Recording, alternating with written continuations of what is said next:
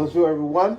Welcome to the Time Travel Podcast. I'm your host, Agbam Gorrity. We will be talking with athletes and creators, diving deeper into the world of extreme sports and modern creators. We will learn together about the connection between life, sports, and the creative mind, while having fun throughout the space and time and featuring all the hidden talented people living on planet Earth. I see you soon at Time Travel. Your host, Agbam Gorrity. Like always, keep the smile, keep the grind, keep it smooth.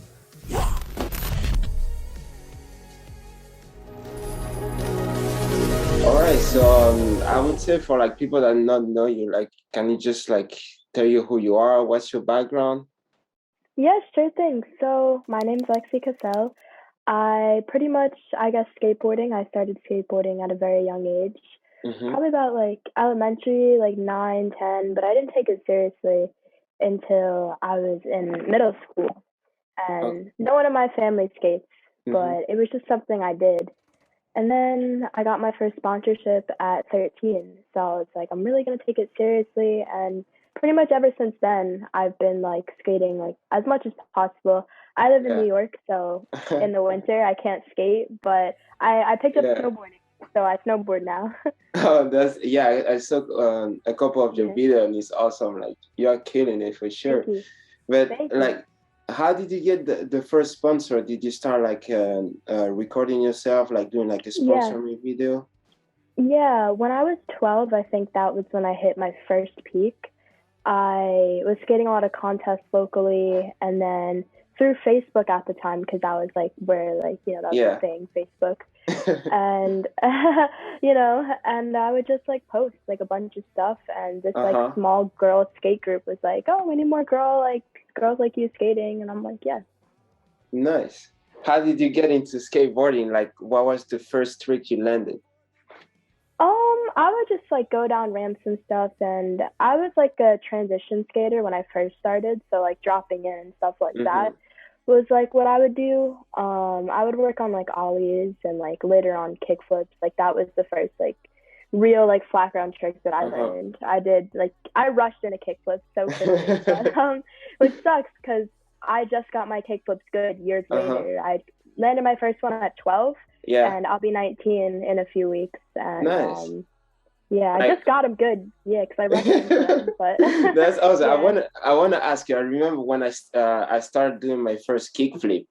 I was only able to do it kickflip body varial because if I would try to do it like regular kickflip, I would always like zip and like fall. What Yeah. was?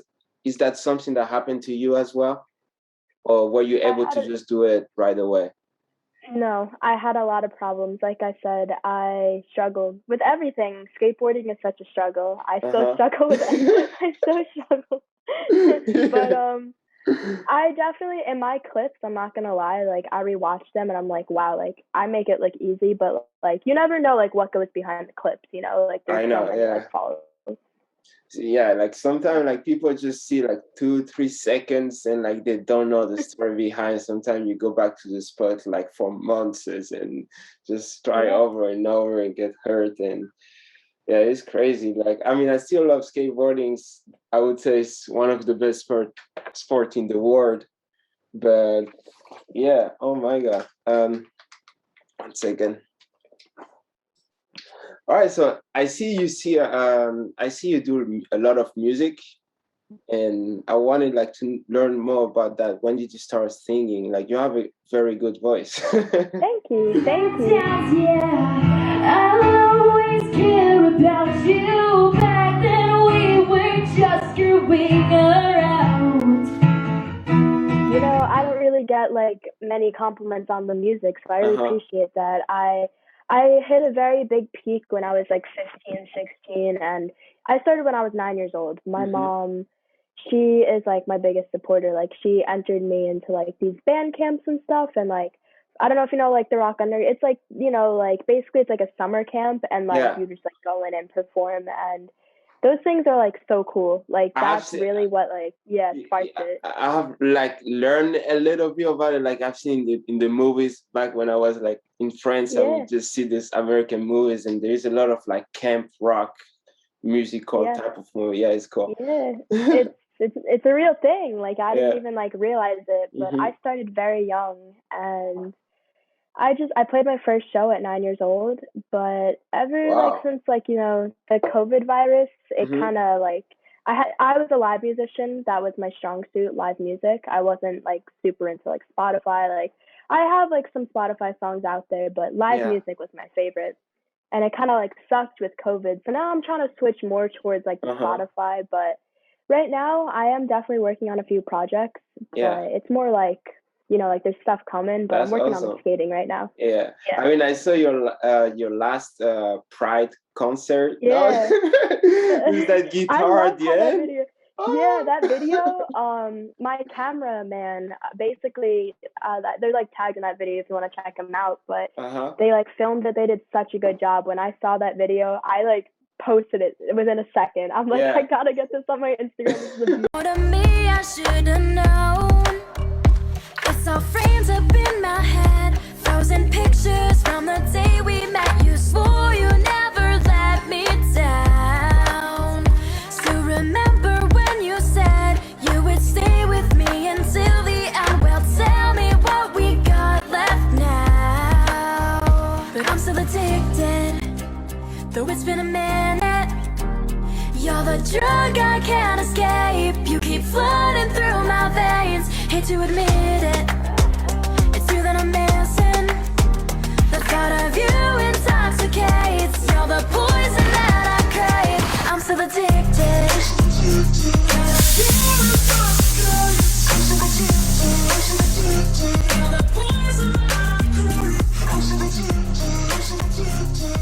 I gotta get this on my Instagram. This is a beautiful video. Nice. What was that exactly? So it was pretty much just like it was my first gig pretty much after COVID. I mean, I played like a small bar during COVID, but Yeah. besides that, like it was a super like awesome opportunity, and I played Pride back in 2017, I believe, and like the same people were running it. So we're like, hey, like da da da da, and we just like shot back and forth messages, and they're like, yeah, like why don't you come out, have a set for a little bit? And I was like, yeah. That's dope. Is that your band, or you are like a? Yeah, yes and Yeah. no. I've always performed with different people. When I was like 17, I did have like a set band, but everyone like comes and goes, so I don't really have a set band right now. But like Phil Stern, the guy who played the guitar in the video, he's very like reliable. Most like some musicians, like they come and go, like they're all over the place. I know. Yeah. Shout out to Phil Stern. He's my most reliable band member. Nice. I will put it on the link down below for sure. Send me the links. And now that we are talking about music, I went to YouTube and I'm like, oh, I want to check out her music videos. And my next question is like, when are you starting your YouTube channel? What's going on with that? I get that question so much.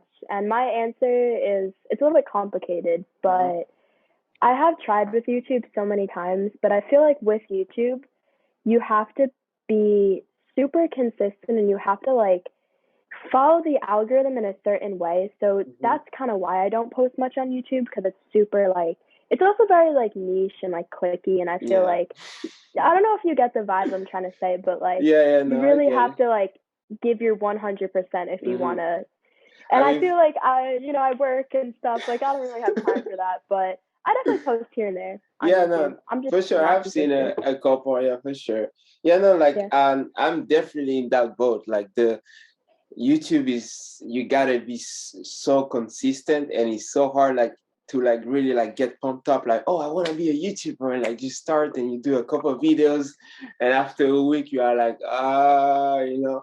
and I mean, I have done like for the past couple of years, literally I have restart, let's say, YouTube channel like 20 times, doing that same thing, like, oh, let's go, and like, oh, it's too much. We're in the same boat. Yeah. I thought I was the only one, but like you're so right. You have to like be so consistent. And then if Yeah. you like fall off for one day, it's like, and I can't do that, you know, like Uh-huh. I have a job and like I skate, like it's Yeah. too much for me, you know, What do you but do for maybe work? one day. Yeah. I work at a skate shop. It's called Zoomies. It's just like, you know, like Mm-hmm. side kind of job for now. I don't Nice. work super many hours, but For I sure. meet so many cool people. It's awesome. Nice. How long have you been working there? I just started in February, so not Yeah. that long. Okay. Yeah. Do you get like Like a, hookups and stuff? I get a little discount here and there, Yeah. but like it's more about meeting the people is what I Mm-hmm. really like, because a lot of people, some people like come in and they're like, oh wait, I know you from TikTok, and like Oh I yeah. signed a kid's board one time. It was super cool. But it's like a retail skate shop, you know, Mm-hmm. store. I don't know if you heard of it. It's called Zoomies, but yeah. Okay. All right. So I want to ask you. So you have 20,000 subscribers on or followers on Instagram, and you are reaching almost 100,000 on TikTok. What's next for you? Like what are your plans? I really think that like when it comes to social media, like Mm-hmm. I feel like TikTok is kind of up and coming. Yep. So I'm really trying with TikTok right now. Like I built my TikTok from the ground up, and the fact that like I have these numbers is like it blows my mind. It really does. And I Mm-hmm. know TikTok, like a lot of people, like there's a lot of people on it. So like the followers, it's a little bit like different, you Yeah, know, because like Instagram followers are like, you know, it's like you weigh it differently, for sure. but Yeah. it's still crazy. So hopefully I'm gonna post a lot on TikTok Mm-hmm. and maybe reach 100K by the end of the Ooh, year. yeah. Maybe by the end of the year. We'll see. We'll see. It's Yeah, like YouTube too. You gotta post a lot on for TikTok. sure. Yeah, But every single day, multiple times a day, if you want to really like crush it, you know? yeah, you gotta go live a lot too. That's Yeah. how I gain a lot of followers. I Uh-huh. went live for like I think 2.5 hours and I Okay. gained like 1,000 followers. It's Yeah. crazy. Wow, Yeah. it's crazy. Yeah, I recently reached 1,000 subscribers on TikTok, so I start doing lives, and I think my third one I got 73. You know, it's not the same range, but it's still for me like a ton of it. It's really cool. Like Yeah. it's insane. Like everybody like I meet and I see them, they're like creative and they don't know what to do with their life. I try to like advise them like to just start a YouTube channel, or TikTok is even like better, you know, to just kind of like put your business out there, you know. Yeah. So it's cool.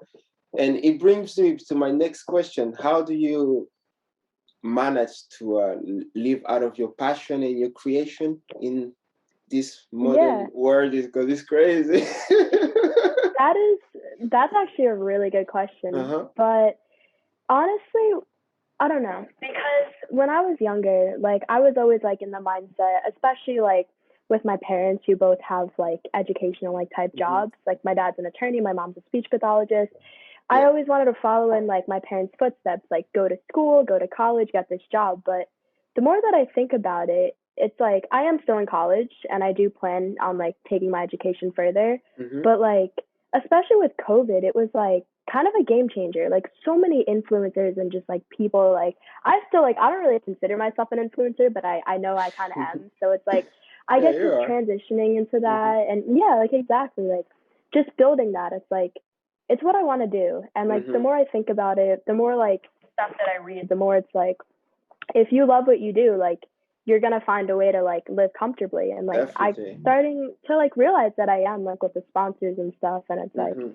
it's super crazy. So right now I'm just taking it day by day. We're gonna see, but I do really believe that I might have a future in like skating or music. So I'm kind of hoping that I'm just gonna work on it every day and see what That's happens. that's awesome. Your parents like support you in everything you do. Yeah. Nice. No one like skates, like I said, or like does Uh-huh. music. They're both like educational type jobs and like Yeah. that stuff, and like they're just like super supportive. Mm-hmm. Awesome. That's awesome. Like, do you do any like a skateboard contest? I am definitely trying to more. Uh-huh. Like I said, with the whole COVID thing, like it was like kind of on the low for a while, Yeah, but that's how you know you get your name out there. So for I'm sure. planning Yeah. to skate as many contests as I can. Bring your mom. Go Lexy. Go Yeah, Lexy. she would do that. She That's would. funny. Okay. All right. I want to ask you too. I know for myself, like I was born in Cuba and I grew up in France. And when I moved to America, my plan was to learn English because I couldn't speak at all when I came here. And at the same time, I was trying to, I'm still trying, but to be a pro skater or somehow like live off skateboarding, and find like a way to provide for my family and like make my dreams become a reality. And I know there is a lot of people that's the same thing, that they come to LA and America in general. And I want to ask you, are you planning to maybe like move somewhere else, to like reach your higher self? Or do you think where you're at right now, you have everything you need and you're good? I love that question because I think about that so much. So I have lived in New York my whole life. Okay. Specifically, I live on Long Island, so about an hour from New York City. Mm-hmm. And you always hear like the hot spots for like creativity, New York City, and Los Angeles. You know. So I'm not gonna lie, I've never been to California, but like Okay. everyone that like has, they're like, yo, like your vibe fits Cali, this and that and this, Mm-hmm. and like I would love to visit California. I really would, but like I do see myself moving eventually.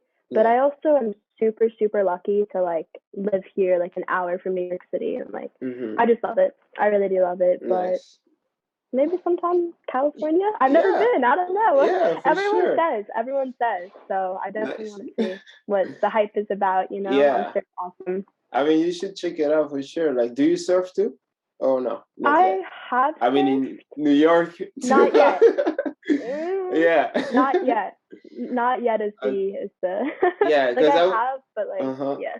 I would say like that's kind of like the last thing you would need to add to your belt, and you will be kind of like that California girls, like kind of like pop star, rock star, skater, surfers, and like creator. Like you will love it for sure. It's hard though. It's hard. It's not as pretty as people make it seem, but I mean it's still so beautiful. Hard. Mm-hmm. I went surfing one time, and I was not having it, but like I kind of was like watching the other people, and I'm like, you know what, I'm gonna come back sometime, but like I kept like eating it, I kept getting like splashed, and like I thought I was gonna drown. Like I could swim, but like I'm not the best swimmer, and in New York it's crazy.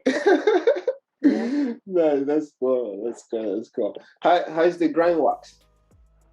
The what? The grind wax. Do you still have it? Oh, the grind wax. Oh yeah.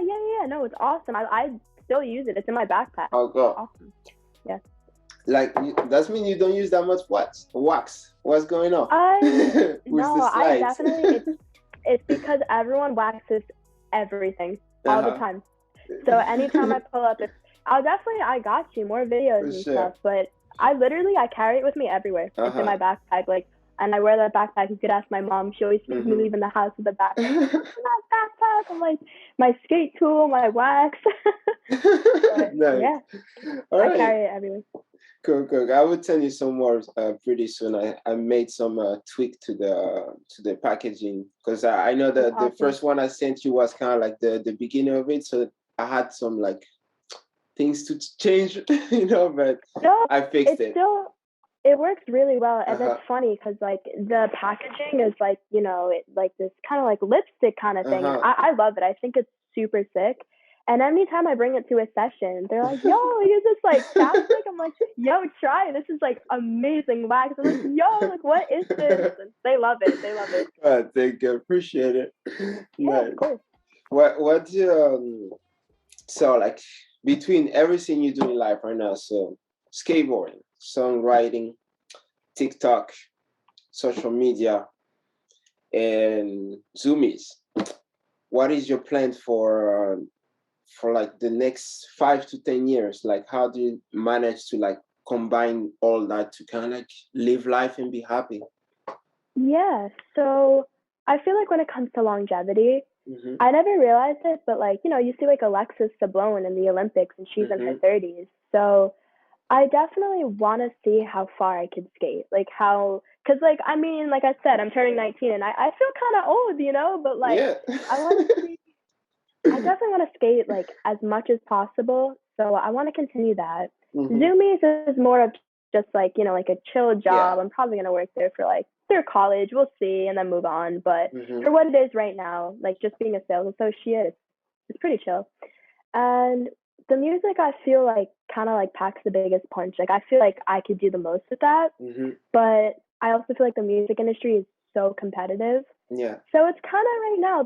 I have like a lot that's like up in the air that I still have to figure out. So that's why we're taking it day by day, but just working at my craft as much as possible every day and just having fun with it. Just gotta do it. Like I always say, keep the smile, keep the grind, keep it smooth. Yeah. Yeah. But Love it. I just came up with it. That sounds It's awesome. All right. So this is awesome. It's going better than I thought. Like I was kind of like stressing out, like first podcast. I don't really know like how it's gonna turn out. I'm usually not you're good. a big like speaker, but it's kind of like flowing smoothly, So it's cool. Okay, so let me see. I have like a couple more questions. I know like we have been going for a while, it's gonna be pretty over soon. So I have a question. I'm gonna like start asking this question to everyone that comes to the podcast. The first one, what do you think about time travel? Travel? Yeah, just the concept of time travel. The name of the podcast. Yeah. Sometimes like I think about it a lot. I do. I saw this like funny post that was like talking about like Back to the Future and like how like a lot of people started like skating because I saw like the hoverboard in Back to the Future. Yeah. I thought that was so cool, but it made me think about like time travel too. And like, I don't know. I feel like it's been something that was introduced to me at such a young age that like I think it's in the back of my head always. Yeah. But like I would love to time travel if I had the opportunity. Yeah, sure. like awesome. Okay, yeah. Like I'm all for it. Okay, if you could travel, what do you think? How could that be possible? Would it be like through a machine, like a magic potion, your dreams? I have skating really fast. Answer. Yeah, I do have a little bit of a scientific answer, and this is because I think about it a lot. But this is like my dad kind of has said this to me because he's very into like he reads a lot of like science like novels and stuff. I forget the name of the book, but he actually gave it to me. I never finished it. I'm not the biggest like science reader, but he read it like 3 times. Like my dad is a super educated man, but basically I feel like something with space because you know how you like when you go through space like time kind of moves faster. Yep. Like so I feel like something with space, but like I feel like that would only be forward. You would have to find a way to go backwards. Backwards, yeah. So like maybe like use some type of wormhole, black hole. Yeah. Maybe like you could make that in a machine or like a potion. Yeah. But space is so weird to me. It's just so weird. There's definitely some stuff out there. No, for sure. It's scary, but at the same time, it's really exciting and inspiring and just a lot of wonder, Yeah. And I don't know, like watching all the movies coming up and even like the movies that came before, it's kind of like a lot of them, they spoke the truth many years before and everybody saw it kind of like a fiction or like it wasn't really possible. But when you really like remove all the explosion and like all the flashy thing and just kind of like look to the message, it's actually happening and they're telling you the future before it's happening. So like with everything coming out right now, I'm like wondering, like people know something that the most of the world doesn't know. And it's right in front of your eyes, like, I don't know, let's say Lucky, the series, like there is something there, like besides the flashy Siri thing, like there is something that we're gonna learn in a couple of years, down the line. But yeah, it's crazy. I guess crazy. We just gotta like talk about it, do like podcasts and spread the word and just chat and learn from each other. No, yeah, definitely. That's awesome. Okay. So I would say my last question would be, if you have any advice for any inspiring skater, songwriter, or creator, or maybe someone who is already like doing it, but maybe needs that little extra push, to like take that next big step in their life, what would that be? So I'm gonna try and word it as best as possible, but there's so much advice I could give.